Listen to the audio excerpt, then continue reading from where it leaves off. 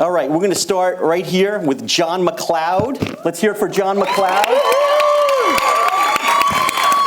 He definitely has the hometown advantage because his family, his friends, they're all in attendance. I see a lot of cell phones recording. So John is an AP at ESPN. He's also a founder of ESPN Trust, which focuses on mental well-being of its employees. He has a master's degree in television production from Brooklyn College. He's also worked for the New York Times and MSG Varsity. Let's hear it once again, John McLeod. Next up, we have Carlos Fleming.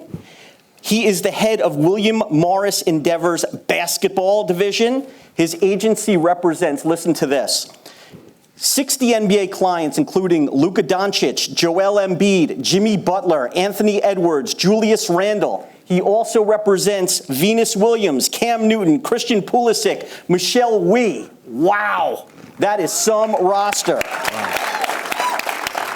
He's also an All-American tennis player at Kansas.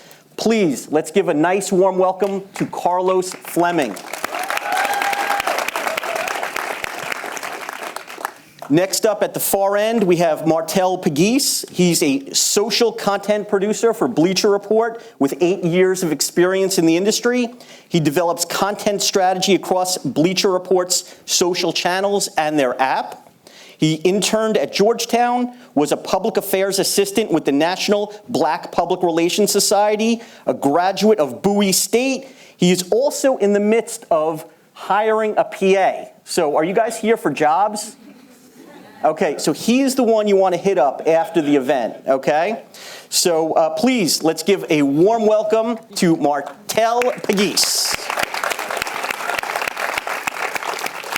And finally, Kumail Buchanwala, the CBS Sports sizzle reel that we saw with that insane animation. You guys remember it from a few minutes ago? She created that.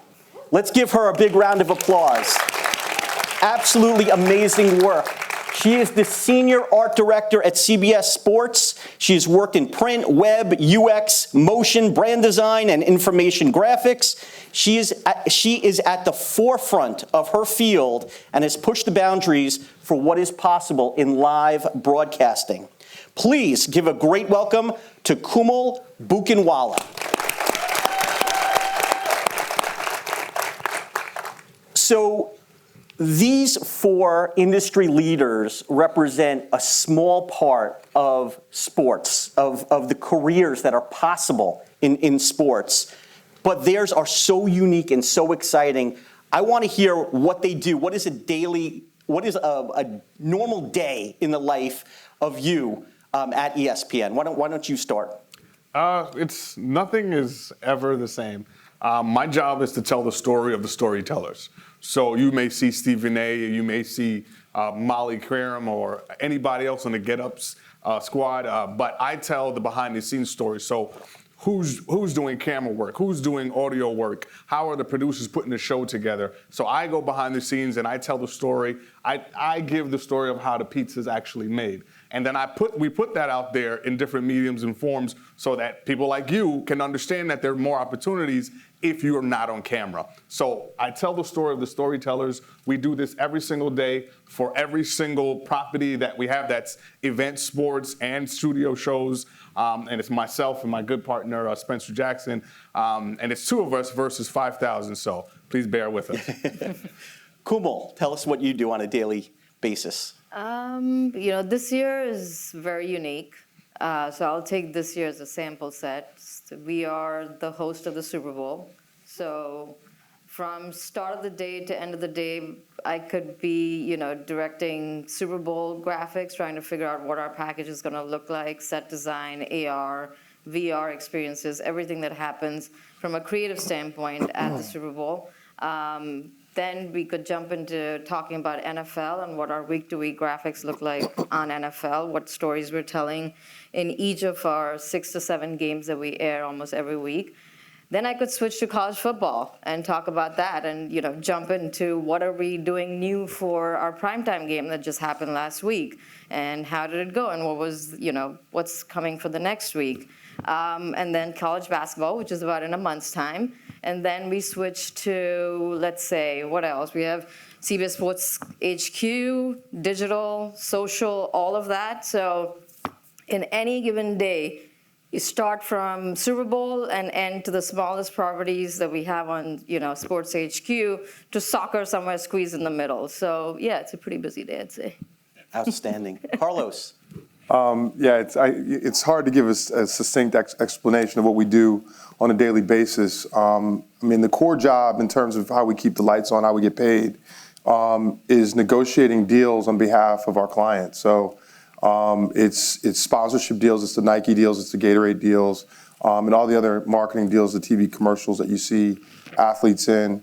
And then it's the on-court revenue, so it's the contract negotiation. So when you read that, such and such a player signed for $100 million with the Minnesota Timberwolves, we're doing that part of the business also. So that's kind of how we keep the lights on. I think some people, you can confuse the job with, some of the other stuff we do that's more glamorous, the travel, the games, kind of all the other stuff people see. But I like to start with the core, functionality. So, making the calls to these companies. So after you get through Nike and Gatorade, you still have to find more companies that are interested in being in business with our clients. So we've got to be resourceful at all times and trying to really fully vet the marketplace to see what kind of sponsorship opportunities are available. On the on-court side, our on-court agents are constantly, managing the situations with our clients, making sure they're in the right situation with their coaching staff, with the team management, the right fit, making sure they're being used the right way on the court. So all those things are kind of part of our day-to-day job and servicing those things. At the same time, we're looking to continue to refill the roster. So, now with NIL, we are, we're, even high school kids, like in New York, high school kids are able to make money with their name and image rights. So we're out there in the market, even signing some high school kids, not as many.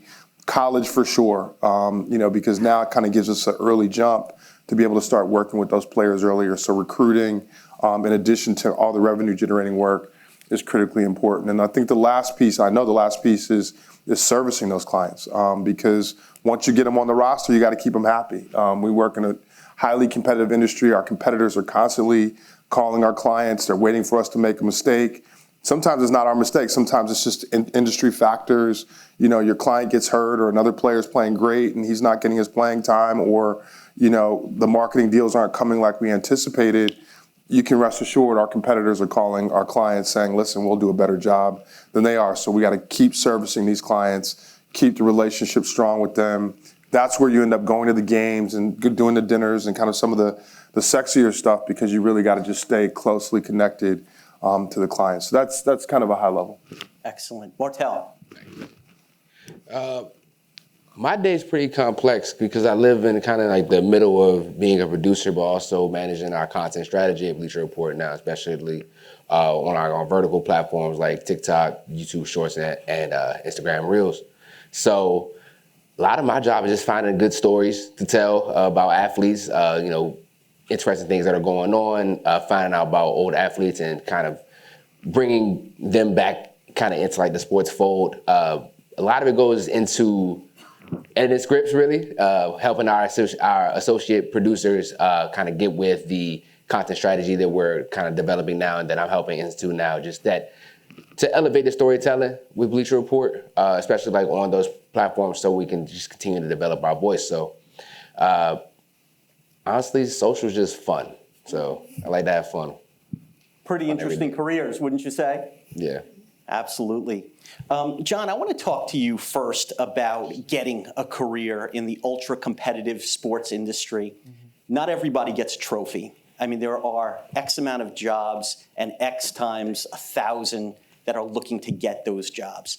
And I've been in a position where I've helped mentor some college students along the way. And I give a couple of pieces of advice. Number one, never say you're a sports fan. That automatically takes you out of the running at a lot of places, because they're not there to fulfill your career fantasies. They're there to run a business, that you need to move the needle financially. And then the other thing I always say, and to start as early as possible, to have the key decision makers become emotionally vested in your success. And I know we spoke, and you agree with me, thankfully. But my question to you is, how do you get the key decision makers to be on your side, to become emotionally vested in your success?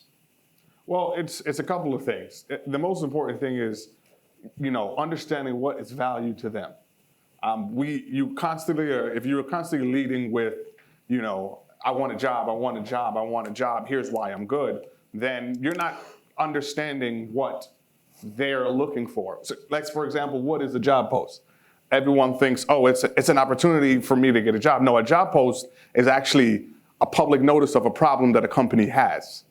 It is a collection of sentences or letters that says from the company, we need help in this specific area.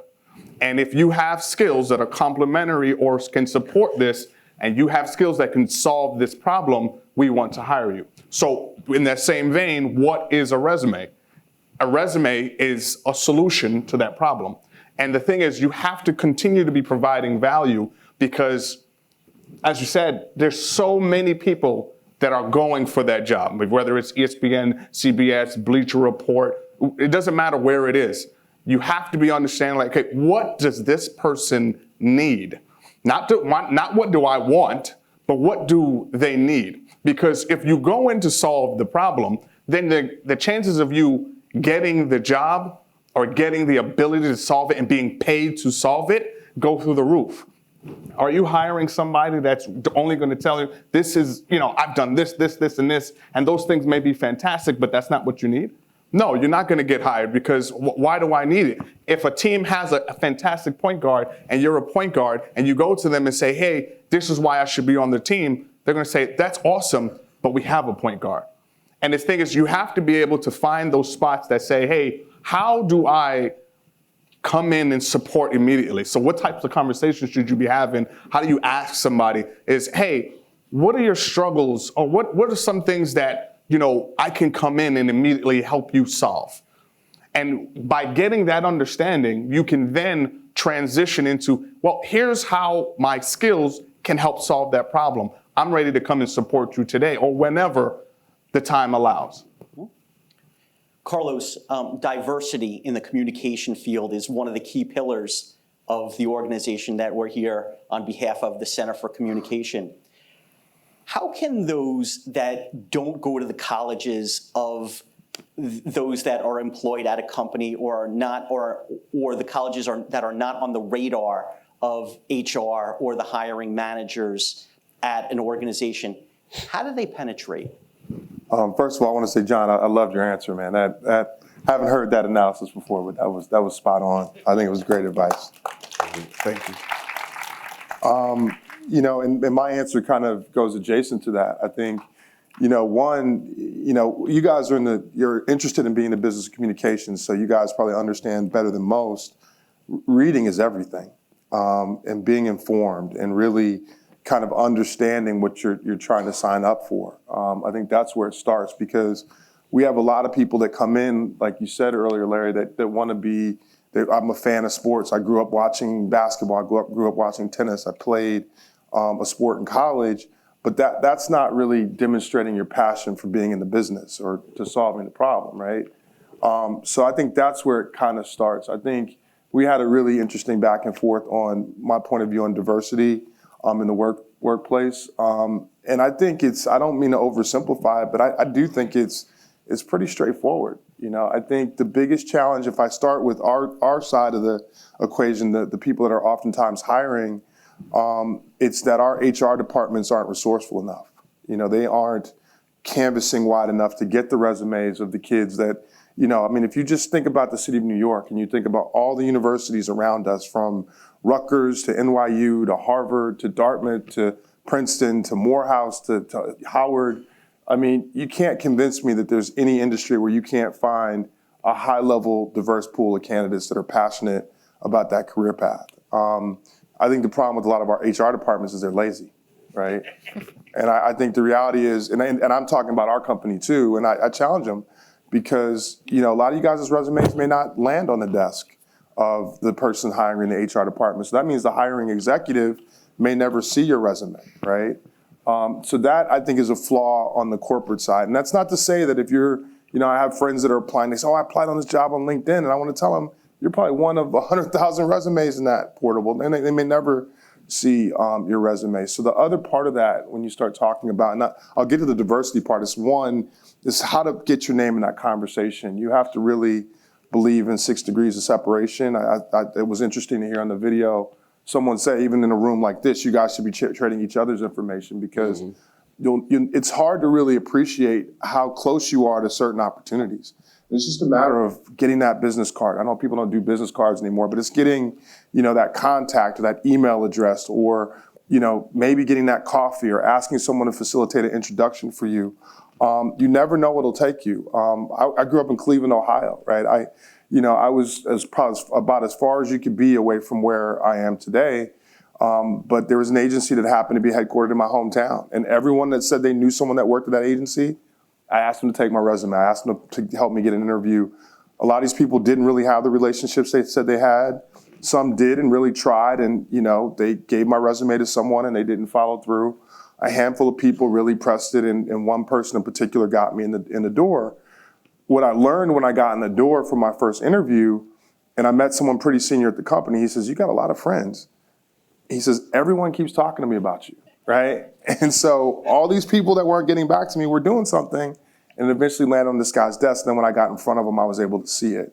So don't assume that oftentimes because you ask someone to help you or because you send an email or because you forward your resume somewhere that people aren't following through. Some people are not. A lot of people are. So that's. I think in terms of like getting yourselves in front of the right people, you got to be persistent. You got to, knock on every door. You live in New York City. There are people all over the city, and you guys are in a room like this, which means you have a network and you're meeting people. You really got to be proactive about that. In terms of diversity, I think it's the other part. When I look at the other side of diversity, I talked about the corporate side. I think in terms of the applicant side, when you start to look at the market of people, I work in sports. 80% of the players on the court are African American, right? In my opinion, there's no reason we should not have a lot more people at the NBA, at Nike, at our agencies that are reflective of the guys on the court that they're doing business with. I think, should it be 80%? I don't know, but it should be a lot more than what it is, right? So I think it's just good business. If we want to, any company, if Nike wants to keep signing these generations of iconic talent, their workforce has to be somewhat reflective of the kids that they want to work with. So I just think it's good business in the industries you guys want to be in. I think it's the same in terms of females, all different ethnic backgrounds. So, we'll get there. I think my job now, in terms of where I'm in my career, is to be, help to hopefully be a gatekeeper in terms of opening those doors. And it's not to be, I don't want to be a hypocrite and be unbalanced in the other direction and say, I'm only hiring this type of person.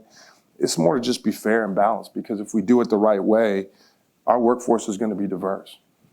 Carlos, John, great advice on how to, be noticed, to get noticed. But Martel, since you are part of the group that's hiring, if they get through and they get to the key decision makers, what qualities would you and your team be looking for? You're hiring a production assistant, which is entry level, which is probably fits right in the wheelhouse of many of the people that are here today. But what are the qualities that you want to sell, if you're them, to you in order to get that job? First, I want to comment on what my colleagues said. Having your name brought up in rooms that you aren't in is really important. And I feel like by networking across, you're able to do that.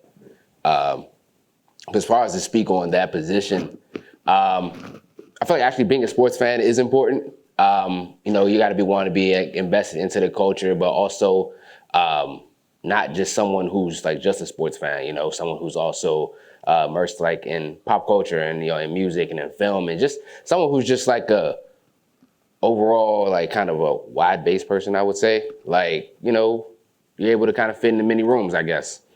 But someone who's a storyteller, having some experience like with sports is always a plus, whether it's creating your own platform or doing like freelance for another platform. I can use myself as an example. Before I worked at Bleacher Report, I actually made my own sports blog where I would just talk about different topics that were on my mind in sports, but also ones that were currently going on, just to show that I was able to be topical with things that were happening in the news cycle, but also able to, give my own opinion, my own viewpoint on, different topics, and able to kind of tell stories and push them forward. So, in looking for that, just someone who's able to, articulate what's going on in the sports world, and able to kind of draw different points from it and develop a bigger conversation, I feel like it's always something that's going to be a must.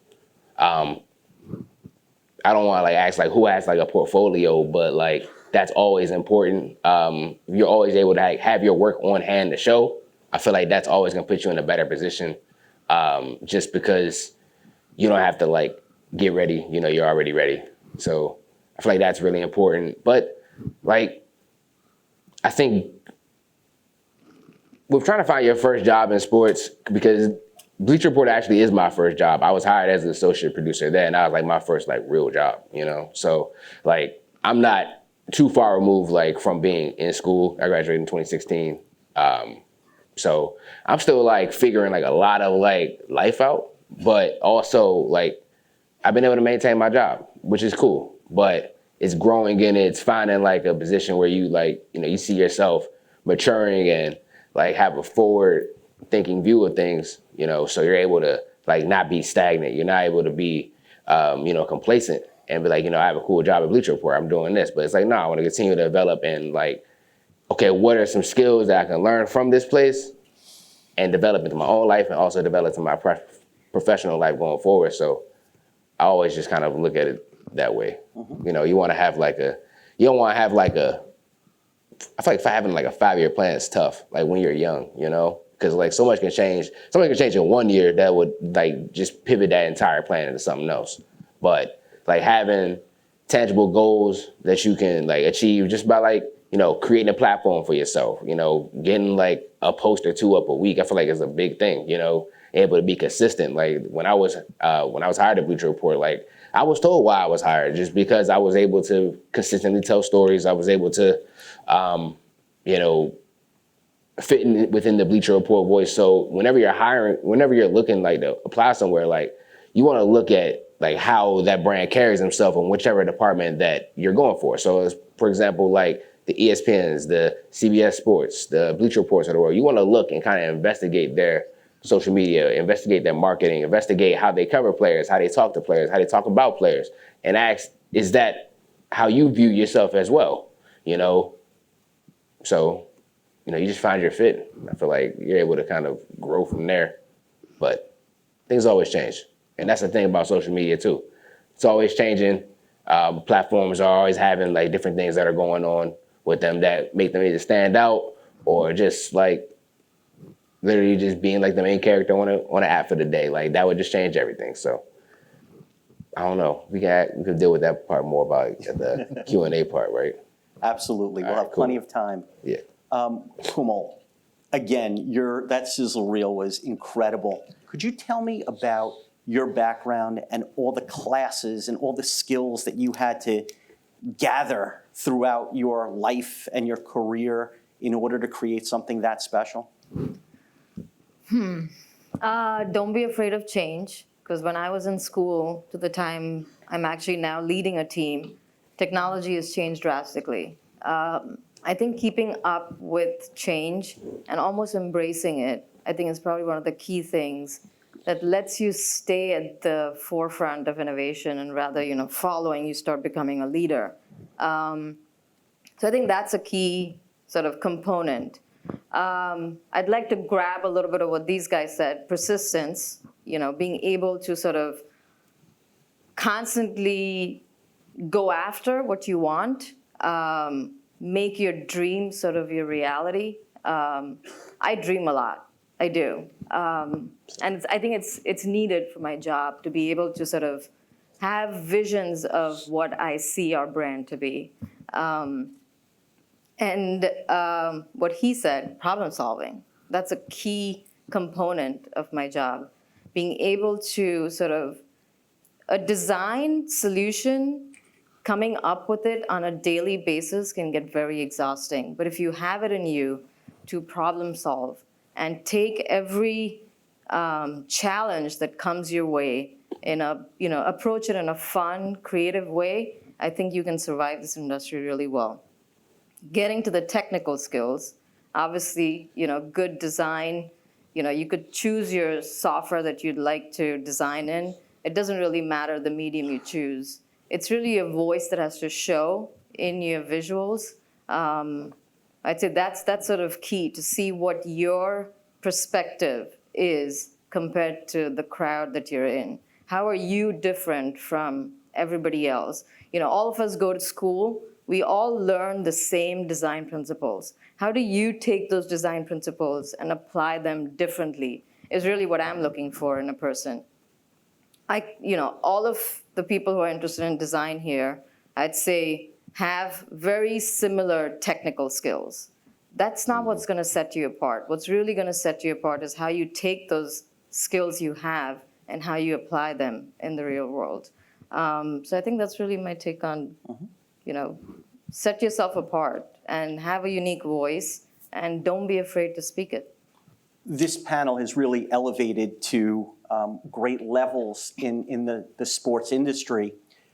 But like we mentioned before, John, the numbers are, really not in the favor of the applicant. And mental health is so important for those that get rejected over and over. We've all been rejected numerous times, hundreds of times. We've sent out resumes. You guys probably have. I know I have, and have gotten rejected many, many times. At ESPN, you take mental health very seriously. You're one of the leaders in making sure that the team is healthy mentally. What advice do you have for those that have reached out on LinkedIn to the decision makers and don't get a reply, that have applied for numerous jobs on every website imaginable, and they keep hearing no time after time after time? What is your advice to them from a mental health perspective? Well, I think the number one thing is to understand that every no gets you that much closer to a yes. It's not definitive. The no isn't definitive, even though it feels definitive. No represents just not yet. If I'm not your fit right now, then maybe I will be later. Or if I'm not the fit for you, then maybe I will be for someone else. The most important thing is understanding self-care, because you will see 10,000 no's. You will see I'm sorry we went in a different direction. And your emotions will tell you, well, maybe I'm not good enough. Well, maybe I don't have enough ability, and maybe I'm just not the right fit, or maybe I shouldn't even be in this industry. But the most important thing you could do for yourself is to stop, take some time for yourself, and then keep going. It's very, very easy and very typical to do what everyone in the hype videos tell you, grind through it, don't quit, don't do all those things. But I will tell you from experience that it was incredibly hard to get 2 degrees, was working for the New York Times in grad school and doing all those things, and then finishing all of that for somebody to tell me that, oh, we went in another direction. I can tell you how painful it was to sit there with no job, with rejection letters from so many different companies. And I said to myself, what in the world was all of this for? What was all of this for? Why did I get all this education? Why did I get all of this experience to just get a no?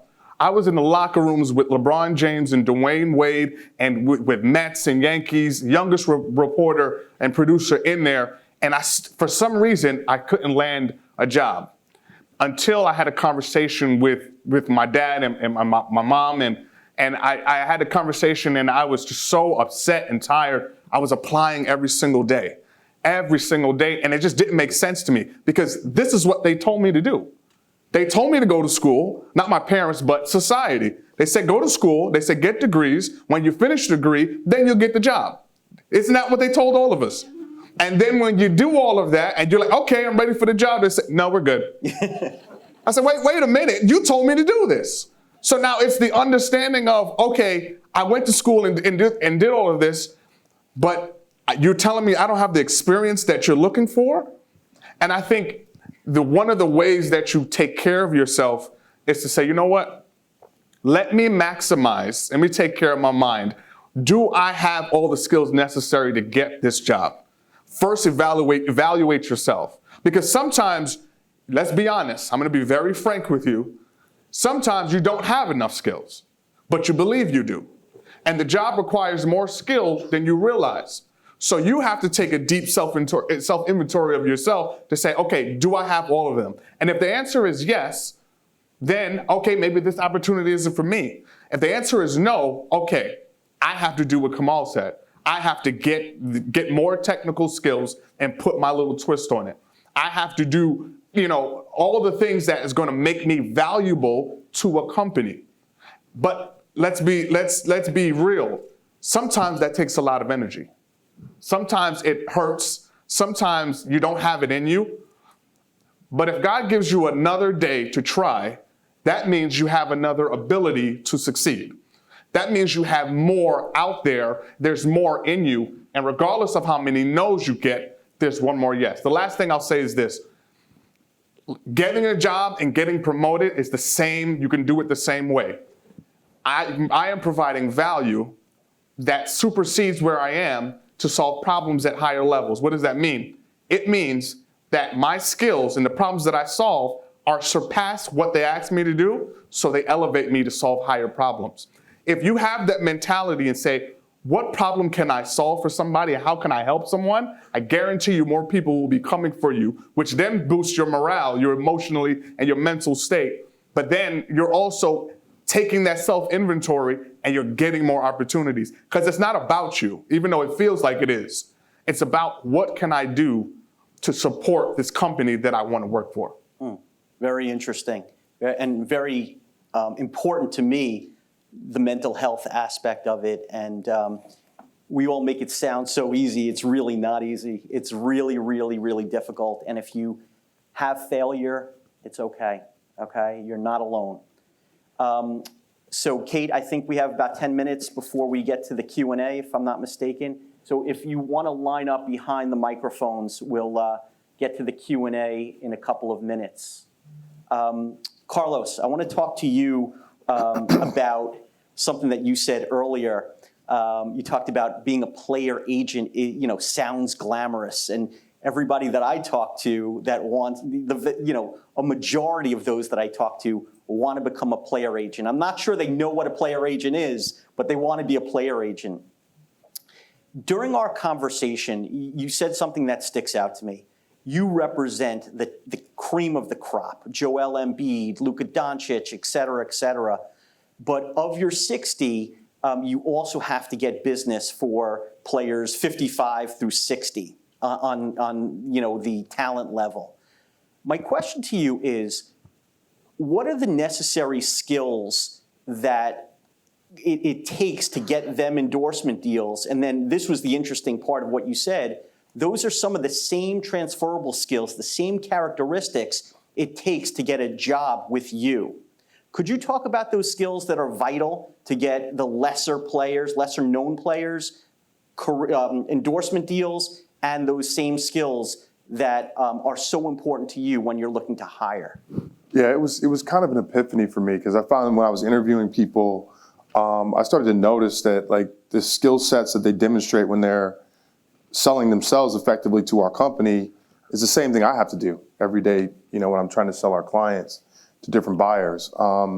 And what, some in the threads are this exact same in terms of, one, I think one of the underlying principles is people want to do business with people they like, right? And people want to talk about themselves and be made to feel good about themselves. And so I'm not saying you want to be Jedi mind tricking people when you're interviewing, right? But I do think there's some value to, when I talked about reading earlier, to knowing about the person you're meeting with, knowing about the deals they're working on, knowing about the business they're involved in. And I don't mean just their day job, but I mean trying to get in the weeds and really understand, like maybe there is an interesting article about an interesting deal that this person worked on that gives you some insights into their jobs. And obviously, if there's a current thing that's happening, that's gold. You know, that's something that you definitely want to completely understand. So if you're in that room, all of a sudden the conversation is not about, you know, what's your skill set, what's your resume say, you know, because some people aren't even prepared for these resumes. They just look at your resume for a couple minutes, you come in, they start asking you questions.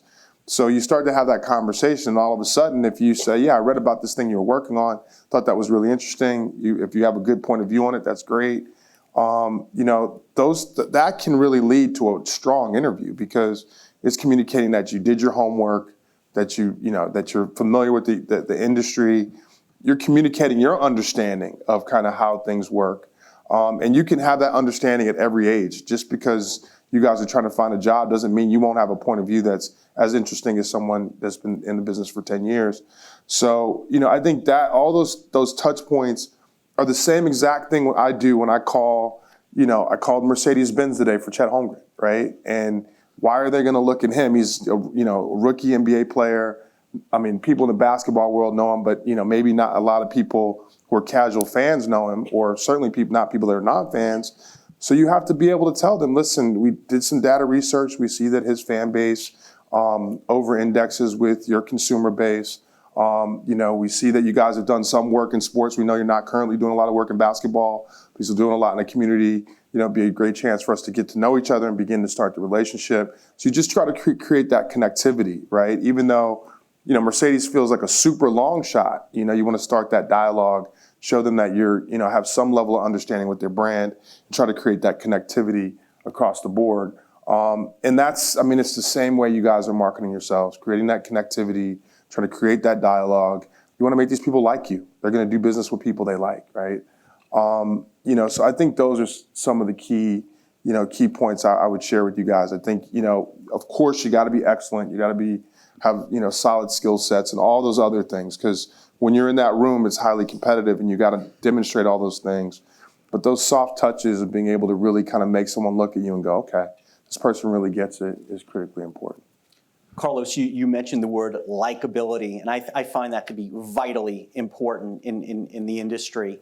Martel, I want to, a couple quick hitters here. Is it more important to be skilled or possess a high level of likability and strong industry relationships?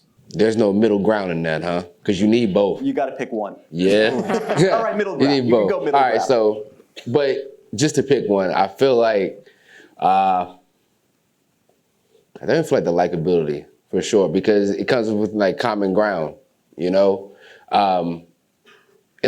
business, like how Kamal said, like everyone kind of brings like the same skills, but like kind of your skills, you have to have a skill to set yourself apart.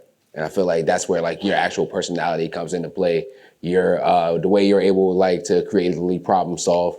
I feel like that's all comes into play from there. So I think you hit on a great point about skills. Kumal, describe the importance of stressing complementary skills versus duplicatory skills, especially when you're, you don't have the experience of you, and there's a young person that is looking to impress you and get a job with you. So how important is it to have complementary skills or duplicatory skills? In the world of art, we strongly believe there's very little new ideas left. It's usually a recycle of something that's already existed. It could have existed, 4 decades ago, but you saw something, you were inspired from it, and you recreated it with your own touch. So duplicability is very subjective, but I will say that the skill set, more than any of those, I think your perspective has to show, your background, your culture, your upbringing, all of that background that you bring to your work is what really makes it shine. And that's where, diversity comes into play. That's where likability comes into play. Every person has a personality that they're partly born with and partly they sort of embrace while they're growing up. And each of that helps you in your design sensibility. the culture you came from, the culture I came from helped me be what I am today. And I would say embrace it. Don't shy away from it. That's what makes you, and that's what's going to make you unique. So I'd say, be unique and look inside of yourself rather than outwardly and see what people are doing. Think about your own voice and see where you land in this world where social media and Pinterest and Behance and all of these other websites are telling you that what looks really cool. You want to lean onto them to get inspired. But I think the inspiration is all within you. So I think look inside of you and you'll find your voice. Outstanding. We have one question. One brave gentleman is at the microphone. If anybody has any questions, please line up at the 2 microphones. Carlos, when someone speaks to you for the first time, either they connected with you on LinkedIn or by some means, they talk to you for the first time, it's a multi-part question. What is the percentage of talking versus listening that they should be doing? And what is the end goal of the conversation? I would imagine it's not to sell them to get you a job right there on the spot during your first call. You really have to plant the seeds and water it and see it evolve.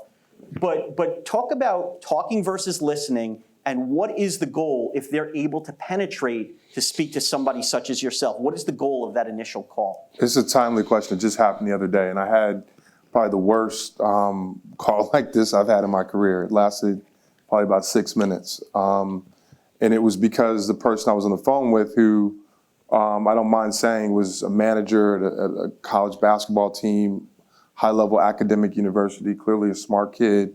And he just came on the call and just was not prepared, right? And I'm like, I got a room full of you guys that would love to get on the phone just to pick some of our brains. So why am I going to waste my time talking to you and you're asking me, how the sports industry works? So I told him this is the first time I've ever had to do this, but I can't. I'm not going to waste another second on this call. So in terms of how those conversations start, I think you got it. Like, it goes back. It's a recurring theme for my points tonight. Is just if you're reading and you kind of understand what's going on, then you're prepared to ask those targeted questions, right? And so people, I'll just keep it 100 with you guys. People want to see how smart you are. They want to see how informed you are, but they don't want to hear you talk too much, right? So if you can do that in a very succinct fashion, to be like, here are my 5 questions. Here are my 3 questions. Here's what I really. Thank you for taking the time, but here's what I'm really curious about learning in this conversation. And then you've got some really smart questions, right? It goes back to that people want to be around people they like. If you're asking really, not even about them, but about the industry, smart questions that people enjoy talking about, or a conversation someone is going to enjoy having with you, that's the key. So, you kind of, the talking part is having those handful of kind of very targeted questions, have your list ready. You should feel very organized in that call. You should run the call. If it's a 30-minute call, at 28 minutes, you should be like, I know we got 2 minutes left. I just got one last quick thing. Like, let them know that you're being very cognizant and aware of their time, right? But be super targeted, smart. Show your confidence, show your intelligence, show that you read, show you understand what's going on. So I think that's kind of part A is the talking versus listening. And I'm sorry about part B. What's part B? What is the goal? Remembering probably Steve Harvey. What is the goal? Because I hear so many people. I got this great call with a player agent. It's so exciting, and I'm preparing, and this and that. But what is the goal to walk away with from that conversation? The goal is to always get a next step, and that next step. I've been in a room like this once, and I hired an assistant from a room like this. That probably happened one time in my career too, but it was just fortuitous timing. I met this young man. I put him in the process. He didn't have a leg up. He didn't have a leg up over anyone. He successfully went through the process and he ended up getting a job, right? So he kept taking those baby next steps and it led to a job. The next step can be, for a lot of folks, I think just about everyone on this panel, we pretty much, if we get a resume, we can give it to HR and it's almost going to guarantee you an interview, right? So that can be your next step. It can be, I'd love to be able to, at least send you my resume if you'd share with your HR department. If anything's available, I'd love to be considered for it. That can be a next step. So you want to try to figure out, if look at LinkedIn, right? That's not cheating, right? I mean, if you see they're hiring different jobs, you can say, you don't have to say I saw it on LinkedIn, but I heard you guys are hiring for these positions and I'm interested in that. Would you be willing to put my resume up for this, with your HR department? The easiest thing that we can do collectively is share your resume with someone that's hiring. We might not be hiring, right? But if someone in our organization is hiring, one of the easiest favors we can do for someone that we're impressed by is say, I met this young person, they seem very talented, please take a look at their resume and give them an interview if you want to. So I think that's got to be the end game, is just asking for that next step. If you're talking to the hiring person and you know they have a job, ask for the opportunity to interview for the job. I mean, you got to definitely do that. I mean, this is kind of it's a winner take all kind of scenario where you got to, if you see it, you got to go for it. You got to ask for it. Because if you don't ask for it, it's a decent chance the next person might. So.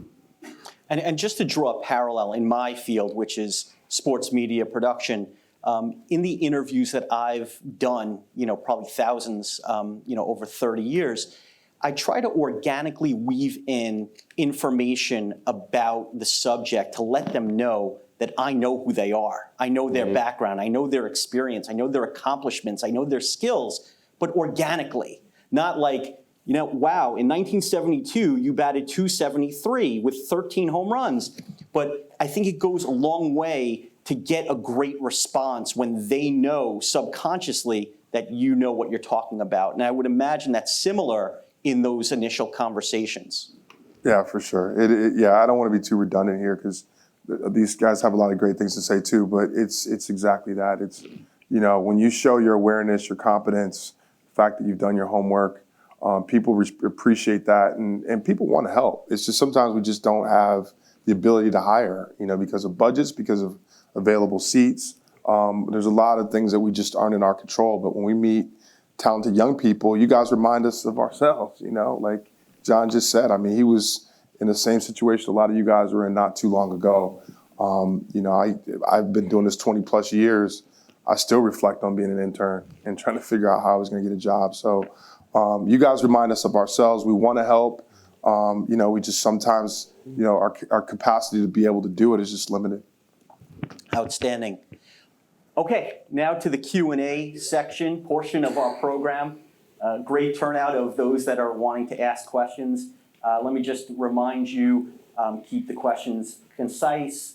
One question, those are the rules, right, Kate? Those are the Center for Communication rules. No follow-ups, one question, and let's start us off. And also state your name and your affiliation, please.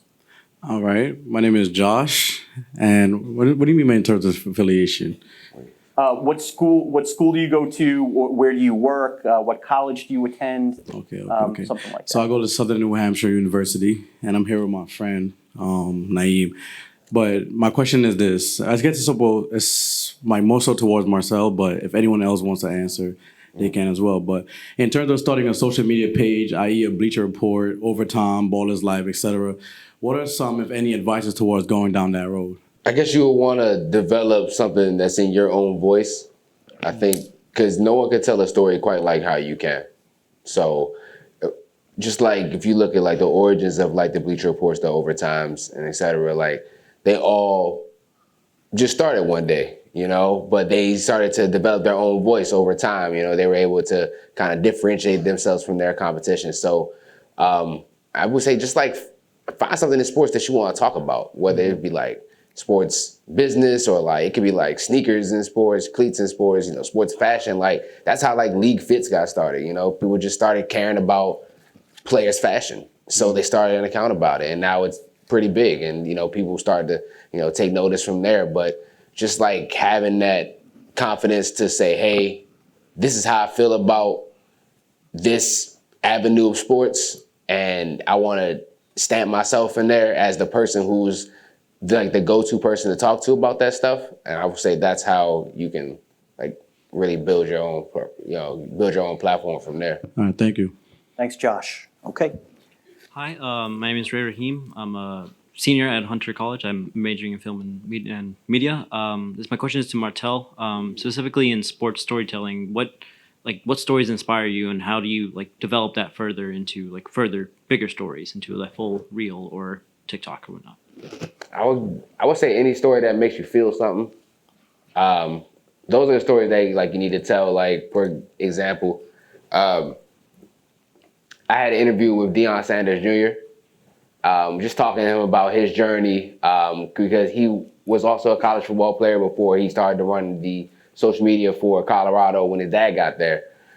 So I was able to empathize with him a bit, and that was a story I was able to pitch to our production team, just saying hey, as someone who also is a former football player, this is someone that I can relate to.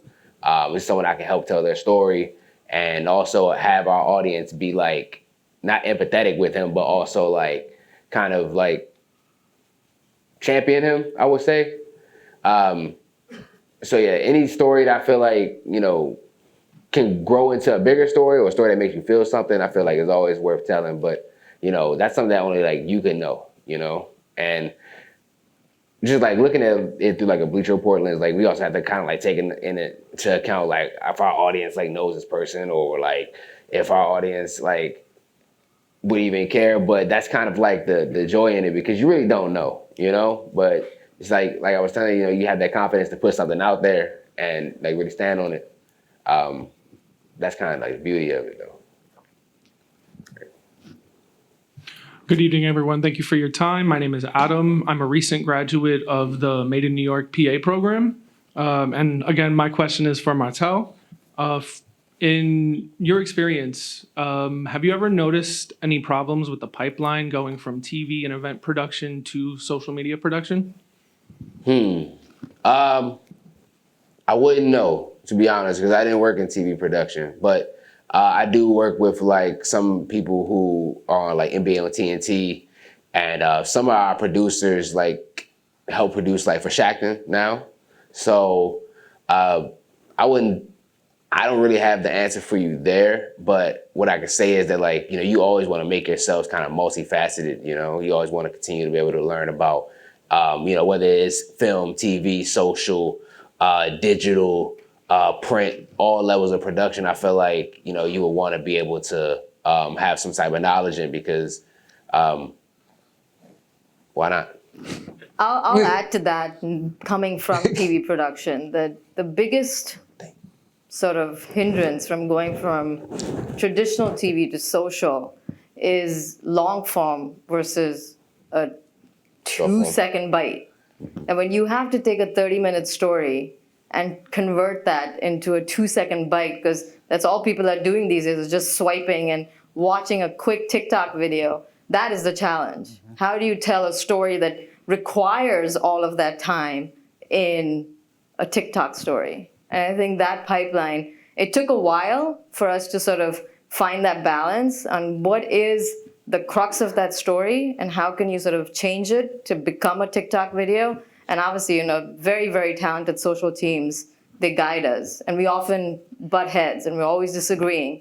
But, they do their job and we do ours. I'll say also, it's understanding what works on TV may not work on social. Yep. And the approaches are completely different. What Stephen A. and I may agree on will work on TV is going to be very different for what he'll do on social. Yeah. And even the teams behind it have a different approach. Now, you may see somebody take a clip from TV, and because they feel it'll go viral, they'll put it there, but the approaches are different, and you have to attack it from that way. It's to the point, is the hook for somebody to watch this video, is it strong enough? Does it make enough sense? Will it stop the scroll? And then continuing that, are they going to be consistent and stay with it? Is the content strong enough for them to retain, and because retention is incredibly important? Are they going to stay the full length of the video? They may stay and watch it because they're invested in sitting down and watching that show, but they may not be invested on a smaller thing because there's so much out there. So it's just understanding, where you're placing the media, where you're placing the clips that you want to transition, and kind of disrupting the pipeline a bit. Gotcha. Thank you very much. Yes. Hello, my name is Winton Dublin. I'm a current senior at McNair Academic High School. My only question to all of you is like, how did you know that like sports media would be like something that you wanted to do? Being a senior myself, I don't really know like how I'm gonna take this to the next step. So I just wanted to know, how did you guys take it to the next step in your thinking about what did you want to do? I mean, I can go. I did not want to be in sports. I wanted to be in Pixar when I graduated, and that's what I gave in my commencement speech. But, I think sometimes you make a conscious decision because you love sports, and other times you end up there because there's a tying thread that leads you there. It's okay not to know. And actually, that's a good thing not to know, because you go through the process of elimination and you reach to what you really want to do. That's what I did. I did not know I wanted to be in sports. I actually hated sports. But now I love it because I love design, and now I love designing for sports. So at this age, don't try to figure out what you want and what you like. I would say learn about everything around you. Just be a sponge. Try and take in as much as you can around you. And then there will be a time where that decision will just be inside of you and you'll know it. So, just trust the process, trust yourself, trust the people around you. And I'll tell everybody, it's okay to be a lost person at this age. You have a long time before you can truly make that decision. I think all of us can say it. Sometimes we question our own decision these days. Like, do I really belong here? Embrace all of that uncertainty around you, but know that every process you eliminate or every field you try to sort of learn about, you'll know inside you whether that's for you or not. If I can add a little bit, I agree with everything, but one is trying to figure out what your North Star is. Like, you don't have to have an exact target, but directionally know kind of where you think you want to go. And a lot of that you can start to diagram. Like, just start to evaluate what's important to you. Is it how much money you make? Is it, having a career that you think is fun? Is it, being in certain industries? Are you more interested in that than other industries? Kind of tapping in and write it down, right? I mean, because when you write that stuff down, oftentimes when you go through that exercise, it'll seem so kind of out there and not real. But over time, you'll start to look back at that and go, okay. It's a recurring theme. I'm saying I wrote that down in other places, or I continue to kind of think about these things that I wrote down maybe 2 years ago while you're a sophomore in college. You're looking back at that page, and it'll start to give you some level of direction. For me, I came from a family of attorneys. I thought I was going to law school.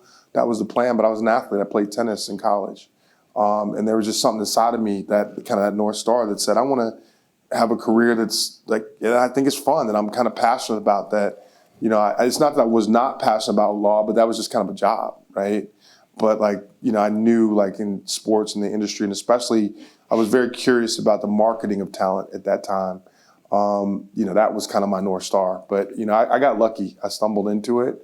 But I think you can architect that. You can start to write things down that you're passionate about. You might read a book and say, dang, I really think that's cool. I'll write that down on my page, right? And as you start to put all those things down on paper, eventually the picture, as Kamal just said, will start to crystallize for you. You'll start to see it.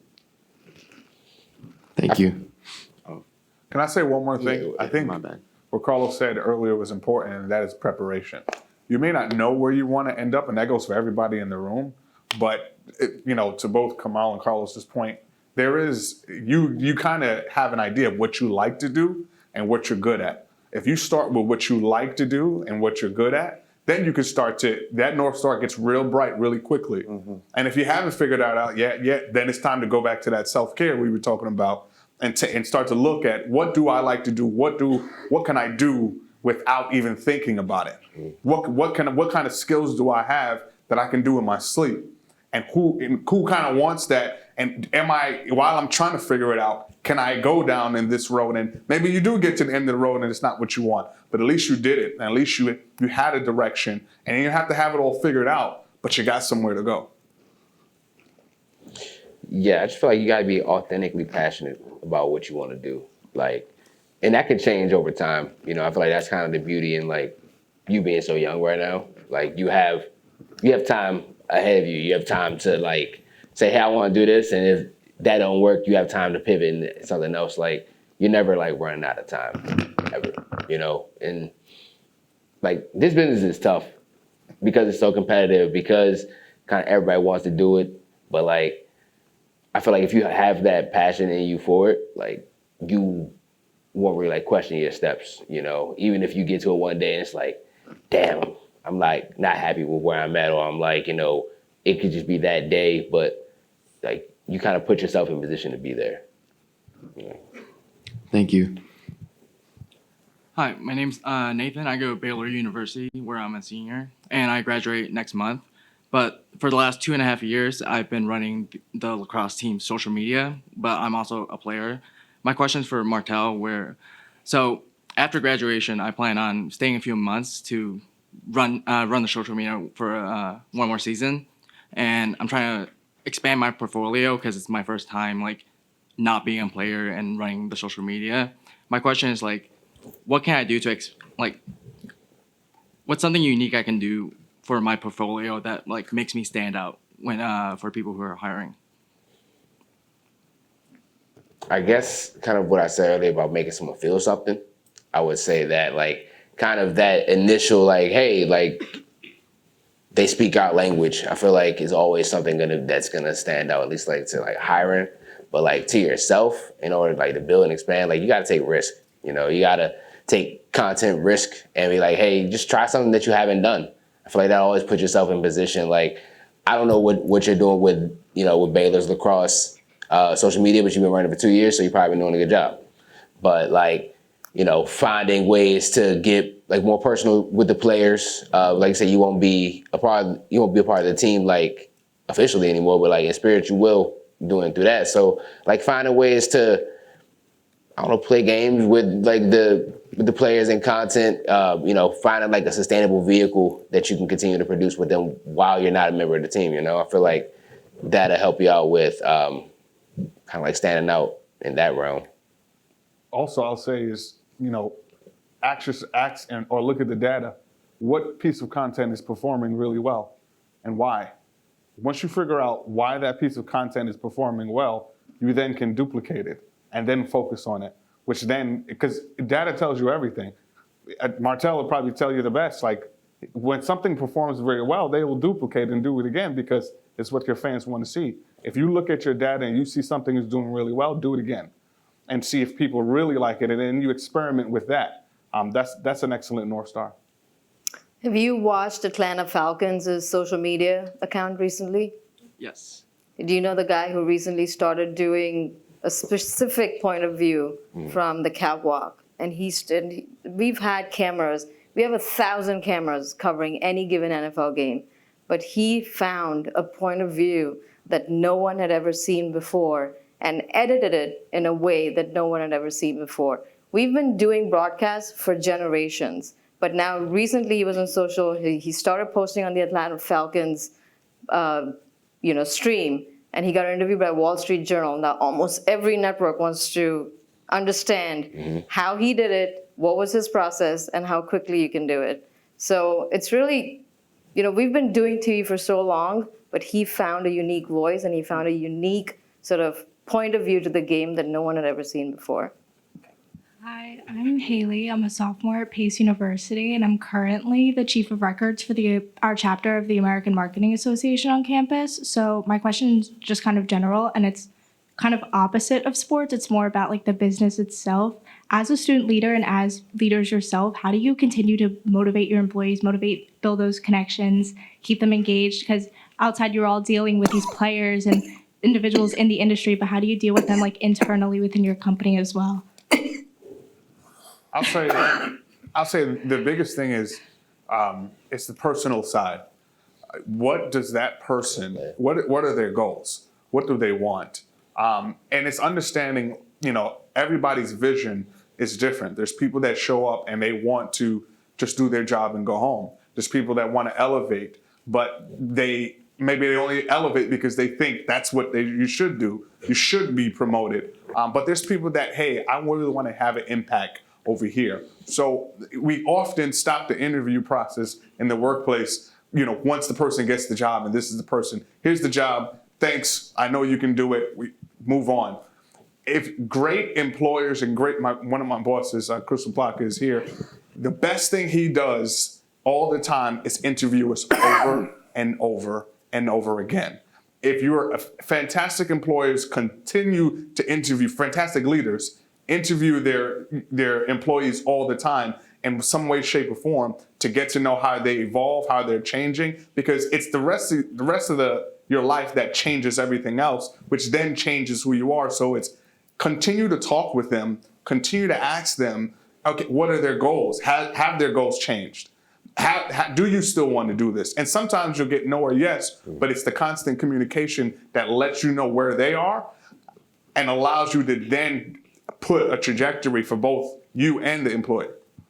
Yeah, I think I'll play off of that because continuous communication, and I cannot, emphasize communication. I've had about a team of 35 people that report to me, and all of them, I would say 80% of them are freelancers. Technically, they could just come in, do their job, and leave. They have no commitment to the company, but having regular connections with them, even if it's, every quarterly, trying to sort of understand, are you happy with what you're doing?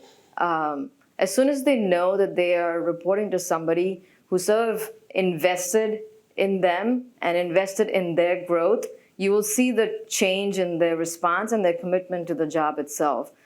When they realize that, oh, this doesn't have to just be a job for me. It could be something more.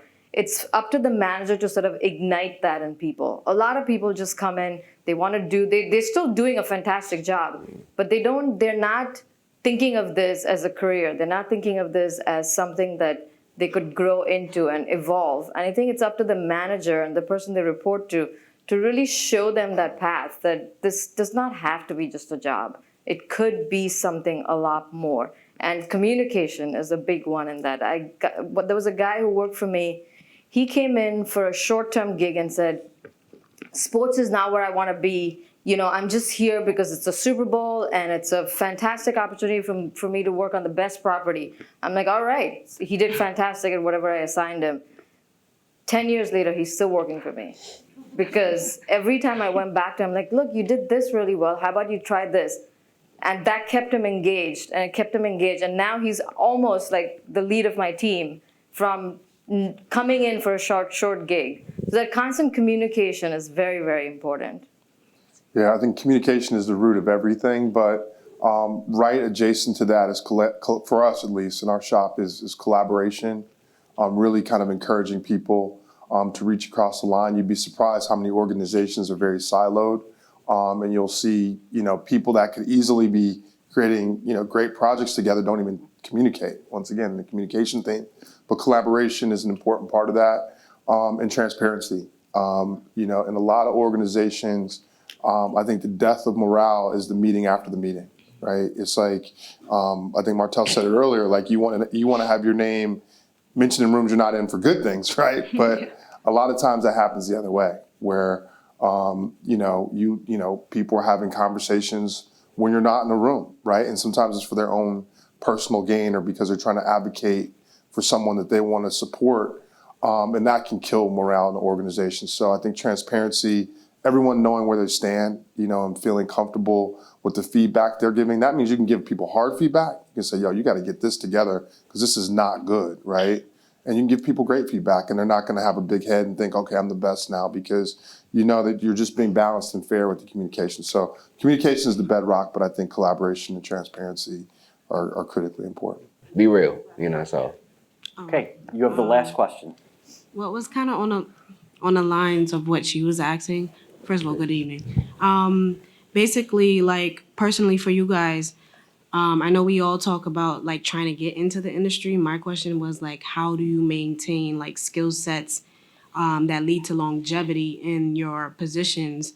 Like, what are the actual steps or skill sets that are needed in order to maintain that position in your career? I can start that. There's, like I said, I think the very first thing I said was adaptability and change, not being afraid of it. There are a lot of people that you'll meet who they'll always tell you, well, it's always been done like that. That's why I'm going to continue to do it like that. No, you always have to sort of question. I'm in a world where, all of you guys are sort of going to define the future. How can I stay with you guys and continue to define the future with you guys?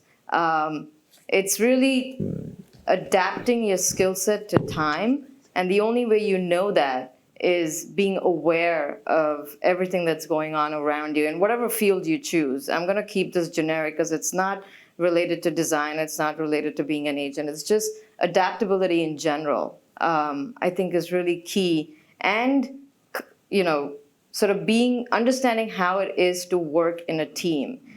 I cannot emphasize each of us, and I can, say this for everybody, that none of us can be successful without a strong team to support us.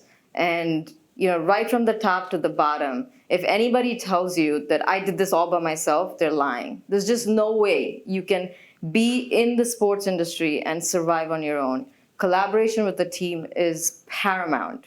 I think sports too is just a metaphor for all aspects of business. Any team you join, you have to work together. I think the biggest thing though is, and I think we've all done it to a degree, is we found the gaps. So it goes beyond your job. It goes beyond what you're supposed to do. And one of the gaps was, providing mental health support for an entire company. And once we find the gap, then you become incredibly valuable, you and your team, not you alone. And it's finding the gaps in the areas. Maybe it's, I want to produce something. Maybe it's I'm going into a different sport and get other stars a different way. Maybe it's on social media maybe we do graphics a certain way, for the disability community. Finding the gaps allows you to support your organization in one of the most incredible ways. And it's something, it doesn't always have to be tied to your job. I want to make sure you understand that, because it's the things that are not always tied to your job are the ones that really propel your career, because it's no longer about you. It's about how do I make this workplace better for all of us. I mean, it's so funny you said that, because that was kind of the theme of my career, really was verbatim what you said, finding the gap, because, there's an infinite amount of work for the department, right? And oftentimes your direct reports are going to be overwhelmed. They're going to have so much on their desk, right?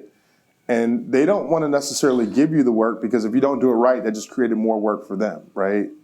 But if you offer to help with some things and you do a good job, then they start to feed you more stuff, right? And now you've kind of created a role for yourself, right? And filling the gap is exactly that. It's like, finding those opportunities to contribute. I'll give you guys just a small example. When I started my career working with Venus and Serena Williams, and the technology was not then what it is now. So after their matches, their dad was tough, which you saw in King Richard is very much like he is, right? And, I just was a young guy on the account. I was there to just do whatever I could to try to make our agency sticky, to make them like working with us. So after every match, I would go in the press center, and I would get, after she would do her press conference, I would get the press print out of the transcript. I would get the printout of the statistics from the match. You can get them on your phone now, but back then you had to go to the press center to get the statistics. And I would hand them to Mr. Williams, just kind of casually, just hand them to him after the match. And first time I handed it to him, he looked at me like, what is this? Like, and he might have thrown it away, right? The second time he looked at it, he said, why does this guy keep bringing me this? And he kind of, 6 months later, he was like, yo, can you give me those stats? Can you give me and that became part of his routine. I kind of made that part of his routine. And then, he was looking for what else could I help him with to try to help him understand what was going on, what was happening in those press conferences that he was going to read in the headlines the next day, right? What were they asking, his daughters, what was happening on the court with the statistics? That type of stuff became incredibly valuable to him. It was something he didn't even know he needed, right? And there's stuff, that's a small example, but there's stuff like that in your work environment every day that your boss will start to say, wow, this is really helpful. And that'll become part of your role. And that's how you get elevated. That's how you get more responsibility. That's how you ultimately get promoted. Thank you. Okay, that'll just about do it. Your questions were incredible. Very, very insightful and well delivered. And thank you all for attending. John, Kamal, Carlos, Martel, thank you so much. Let's hear it for our panel. They were fabulous. Thank you also to the Center for Communication, Kate Stanley, and the rest of the crew for having us. We really appreciate it. And we'll be outside for a couple minutes. If you have any questions or just want to say hello and introduce yourselves, we'll be out there. Thanks again so much for joining us, and have a great night, everybody.